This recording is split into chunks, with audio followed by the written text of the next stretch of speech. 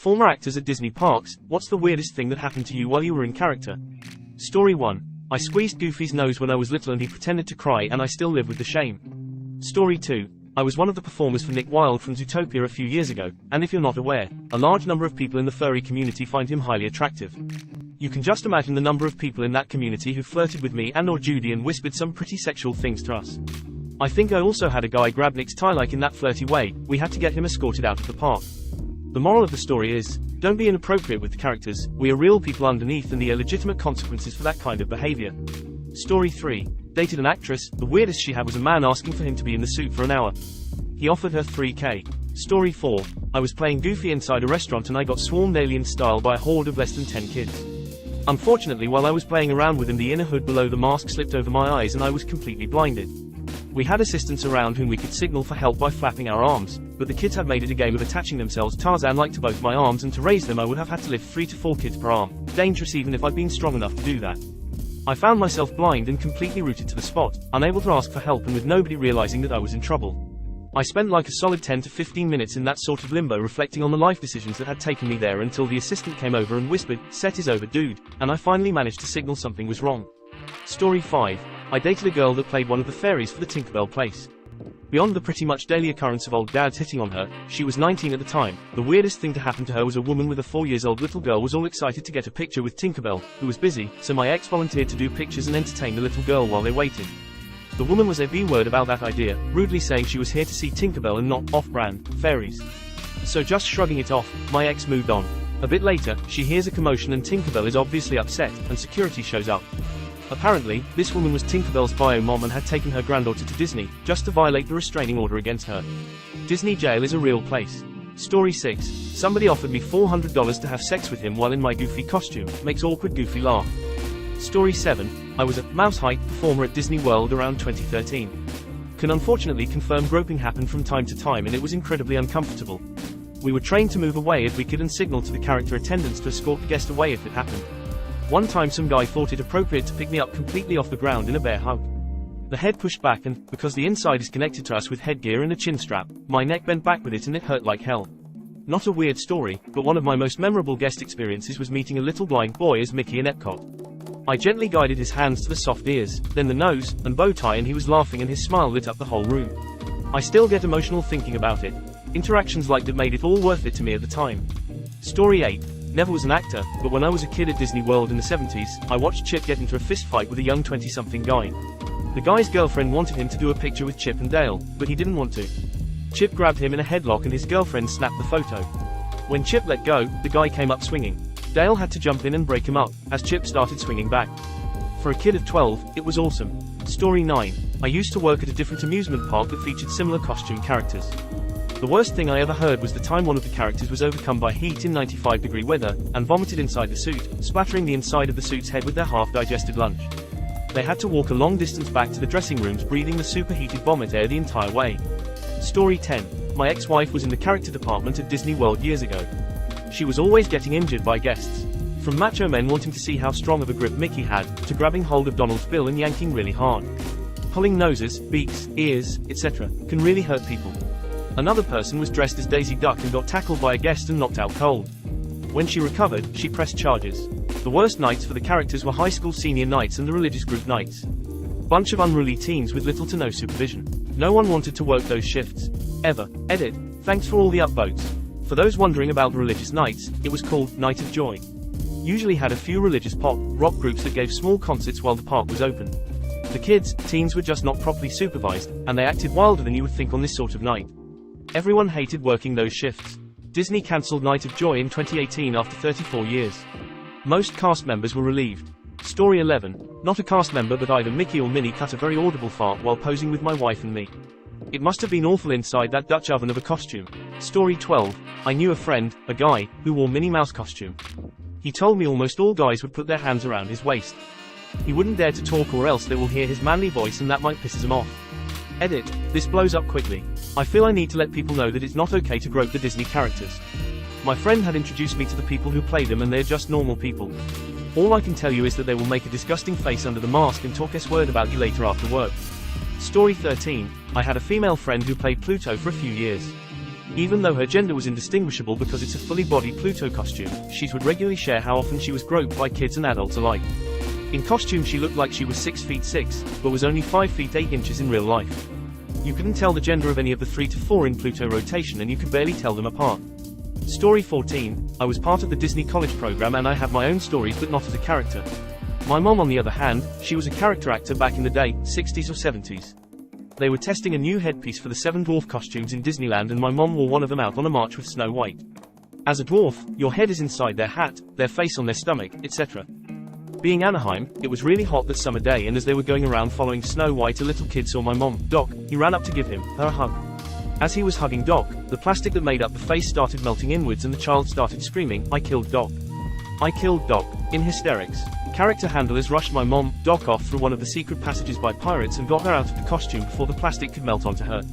Always thought it was a fun story and curious how much it screwed up the kid. Story 15, Reverse of Disney. I was working at Hogwarts Express in Universal Orlando and a tourist asked me without a hint of irony if this was the train to take them to the Disney park. For those who aren't local, Universal and Disney are miles from one another and for extremely obvious reasons not connected to one another. This idiot tried to fight me that there was a train you could ride between the two competing parks. Story 16, I used to be the Easter Bunny at a function hall and people were just weird. I've been threatened by a guy that told me he was going to throw me down the stairs. It's hot, too. Some kids were really happy to get a picture, so it made it all worthwhile. Story 17, I have one moment that stands out above all the rest. I was waiting for someone to ask me this question. It's the reason I left a good job as a VIP tour guide and moved to the character department. I was working City Hall one day when 2 guests came in with 2 little girls. One was in a wheelchair and the other one looked like she had just seen death. Both were cut and bruised and the one in the wheelchair had her arm in a cast. The 2 women were actually nurses from a hospital and were asking for a refund on the girls' tickets, something we avoided doing at all costs. When I asked why, they told me the story. The 2 girls were with their mom and dad at Epcot and on the way home they got into a horrible car accident. The mother was beheaded right in front of them. The father eventually died too, but the 2 girls didn't know that yet. They were from overseas and had no money and no contact information for anyone they knew. They were bringing the tickets back to get the girls some much needed money to help get them back home. My heart absolutely sunk. If you had seen these girls you'd know why. They were truly traumatized. I refunded their tickets and got permission to be their private tour guide for the rest of the day, which they were not expecting. I walked them to the VIP viewing area for the parade, which was as far as I could walk them in the costume we used to wear at City Hall. I had to leave them there while I put on my VIP costume. On the way down I pulled out every kid joke I could think of. I was a really good tour guide, I helped write part of it, and I knew how to make kids smile. Nothing worked. These girls were too far gone for that. I left them at the bridge to go change, walked backstage and bawled my eyes out. I just had never seen something so horrible. I was truly affected and it was a terrible feeling of powerlessness not being able to fix the situation. When I came back I brought them to get ice cream, take them on rides and stuff, but they never smiled, not once. The nurses were loving it and were trying to get them into it, but it just wasn't working. We went back to the bridge to watch the parade. It was there that I honestly saw true magic. Real magic, not bull S word. I had called the parade department to let them know what was going on and set up a private meet and greet after the parade. As the parade was coming around Liberty Square I told the girls that I had called Mickey and told them all about them. I told them that Mickey asked to meet them after the parade. The little girl in the wheelchair smiled. Really? She asked. My heart skipped. Yes, really. He told me to tell you to look out for him in the parade and to follow the float back to City Hall. The other girl smiled. You mean right now? She asked. It had worked. They were talking, not laughing, but talking. It was the first time I had heard them speak. Every single parade performer came up to them on the bridge and told them to look out for Mickey. Every one of them told them that. When Mickey's float came up, Mickey, who was attached to a pole at the top of the float, managed to turn her body sideways, look down at the girls and point towards Main Street. That was all it took. The girls were excited now. They had forgotten about death.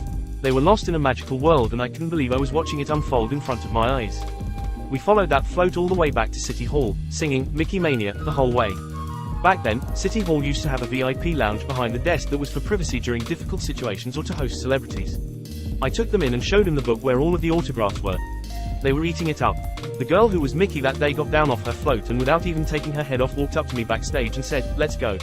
I walked in with Mickey behind me so I got to see the exact moment the girls met their new friend. They got shy but Mickey was in control now. Those girls met the real Mickey Mouse that day. Every single parade character stayed dressed to meet those girls. One by one they'd come in and play a bit then leave. We were in that lounge for over an hour. Mickey stayed in costume the entire time, which is hard to do after a parade. When Mickey finally said goodbye I had 2 excited girls on my hands that couldn't stop smiling. They talked and talked and talked. We had a wonderful day after that, but what I remember most is when we walked by the Rose Garden, The older one said, "Oh, my mommy loves roses." I mean, and she stopped. I held out my hand and walked her to the gate, picked her up and put her on the other side and said, "Pick one." She looked happy as she picked out her favorite rose. She didn't say anything more and she didn't need to. I said goodbye to the wonderful nurses and the wonderful girls, then walked backstage behind the train station. This time I didn't cry. It felt so good to be a part of that. I realized that as much as I liked helping guests at City Hall, the true magic of Disney was in the character department. I auditioned, transferred and never looked back. Thanks for letting me relive this. It was a special day for me. Story 18, not Disney, but Six Flags Over Texas. Was on trash detail, wandered through Looney Tunes land. Laying on the ground in the shade, being handed water and rags is a girl I don't know.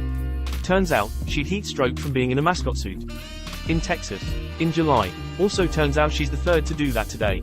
So my dumbass wanders in, and gets asked if I want a promotion to mascot. Hell, yes I do. So I get a crash course in mascot etiquette, don my suit, and stroll out to face the world. So here I am in a black fur suit when it's 125 degrees. I'm out the gate maybe 3 minutes, and it all goes wrong. For those of you guessing heat stroke, I wish. I hear the pelting of tiny feet, and turn to look. Here's this maybe 6-year-old kid, running full tilt, eyes locked onto me. I figure the kid must really love Sylvester, and stand, spread eagle, ready for the love and adoration of children. Instead, that little bastard gets about 4 feet from me, and goes to a knee. Still full speed. His arm cocks back so far I think his knuckles scraped asphalt. And then he unleashes it. The only thing missing was the flaming bird and the kid actually yelling, "Falcon." P-U-U-U-N-C-H. While his cosplay was missing some things, his aim did not. Kid managed to nail me center mass of my right testicle. I screamed in an octave usually reserved for bats and dog whistles, and collapsed in a heap. As I proceeded to teach the child every possible combination of every possible curse word, I was dragged back to the employee alleyway I had started from, and they retired the suit for the day. Thank you for watching.